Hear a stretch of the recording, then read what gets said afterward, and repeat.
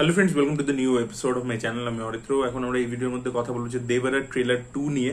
একটা release trailer বলে তারা রিলিজ করেছে আজকে, এবং কালকে থেকে ইন্ডিয়াতে অ্যাডভান্স ওপেনিং শুরু হচ্ছে।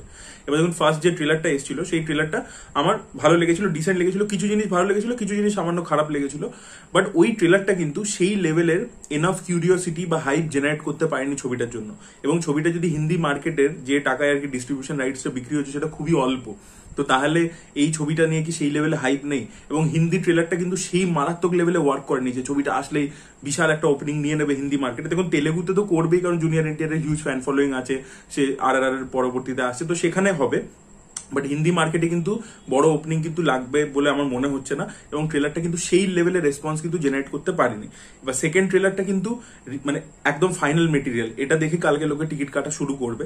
তো সেখানে আরো একটা কিছু ইম্প্যাক্টফুল দরকার ছিল, আরো পাওয়ার প্যাকড একটা কিছু দরকার ছিল, বাট সেটা কিন্তু এই ট্রেলারটার মধ্যে নেই। এবং ট্রেলারটার মধ্যে এই যে ওয়ার্ল্ড বিল্ডিংটা করা হয়েছে বা যে ভিজুয়ালস গুলো আমরা দেখতে পাচ্ছি সেগুলো ভালো, সেটার মধ্যে হালকা আর্টিফিশিয়াল একটা টাচ আছে যে স্টুডিওর মধ্যে করেছে। এবং দেখবেন যে ইন্টারভিউটা মেকার্সরা দিয়েছিল উইথ সন্দীপ রেড্ডি বাংলা, সেখানে কিছু বিটিএস সিনস তারা দেখিয়েছিল, এবং সেগুলো থেকে বোঝা যাচ্ছে যে পুরোটাই রামোজির মধ্যে তারা করেছে। বাট সেটা প্রবলেম নেই, হালকা কিছু আর্টিফিশিয়াল লাগছে, সেটা কিন্তু সাজিল্লা ভানসালির ছবির মধ্যে বা এস এস রাজামৌলির ছবির মধ্যেও কিন্তু মনে হয়, তাতে কোনো প্রবলেম নেই। ভিজুয়ালস গুলো কিন্তু ভালোই লাগছে, এবং ভিএফএক্স এর কাজ একটা লেভেল অব্দি যথেষ্ট ভালোই হয়েছে, এবং ট্রেলারের মধ্যে কিন্তু ডায়লগস গুলো যথেষ্ট ভালোই লাগছে।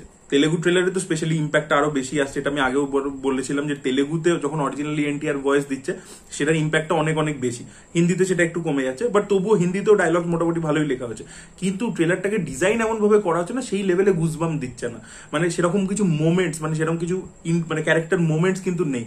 একটা জিনিস এখানে মেকার্সরা নতুন জিনিস এস্টাবলিশ করবার চেষ্টা করেছে যে দেবরা যে ছিল সে সমুদ্রে গেছিল এবং সেখান থেকে সে ফিরে আসেনি, এবং ওখানে ওই সমুদ্রে যখনই কেউ ডাকাতি করতে যায় তাদেরকে কেউ মেরে দেয়। তো এরকম অ্যাপারেন্টলি মনে হয় যে দেবরা সমুদ্রের মধ্যে এখনো রয়েছে, এবং সেখানে কেউ ডাকাতি করতে গেলেই তাদেরকে মেরে ফেলে। দেখবেন একটা শর্ট আছে জলের আন্ডার ওয়াটারে কেউ মানে অনেকগুলো লোককে মেরে দিচ্ছে, এবং একটা বোটের মধ্যে পরপর অনেকগুলো ডেড বডি ভেসে আসে, যেটা দেখে সাইফ আলী খান চিৎকার করছে।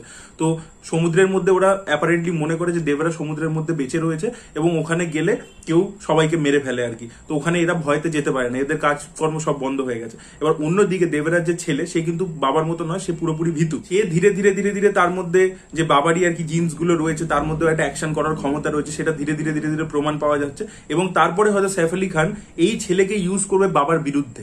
এবার এইটা এই ট্রেলারের মধ্যে এস্টাবলিশ করার চেষ্টা করা হয়েছে যে একটা সিনে বাবা আর ছেলের ফেস অফ হবে, এরকম একটা ব্যাপার রাখার চেষ্টা করা হয়েছে। এবার এটা একটা ইলিউশনও হতে পারে, মেবি মাইট বি এরকম রিভিল হতে পারে যে ছেলে হয়তো এই যে মানে ভয় পায় এটা পুরোটাই অ্যাক্টিং করছিল, হয়তো ও বাবার ব্যাপারে পুরোটাই জানে, এবং সমুদ্রে অ্যাকচুয়ালিতে যে মারে ওরকম আর কি। দেখবেন একটা শর্ট আছে পুরো নৌকোর মধ্যে আগুন লেগে গেছে, একটা লোক দেখবেন দাঁড়িয়ে আছে পুরো এরকম পুরো মাথায় চাপা দিয়ে, এবং হাতে দুটো অস্ত্র রয়েছে, ওটা থেকে বোঝা যাচ্ছে ওটা এনটিআর। তো আমার মনে হচ্ছে যে যাদেরকে মারে সেটা আর কেউ নয়, বাবাটার নাম নিয়ে ছেলেটা করে, মানে বাবাটার নামটাকে বাঁচিয়ে রেখেছে, বাট ছেলেটাই পুরো জিনিসটাকে এক্সিকিউট করে। ছেলে হয়তো দেখায় দিনের বেলা মানে ভিজিল্যান্টি টাইপের আর কি, মানে দিনের বেলা দেখায় সাধারণ লোক একদম ভয় পাচ্ছে এ করছে, বাট রাত্রির বেলা অ্যাকচুয়ালি ওর বাবার নামটা নিয়ে গিয়ে ওই করে সমুদ্রের মধ্যে যা কাজ করে। আর বাবা এনটিআর যে ছিল মানে দেবরাজ যে অ্যাকচুয়ালি সে কিন্তু হয়তো মারাই গেছে, সে হয়তো বেঁচে নেই, এই জিনিসটা হয়তো লোকাবার চেষ্টা করছে।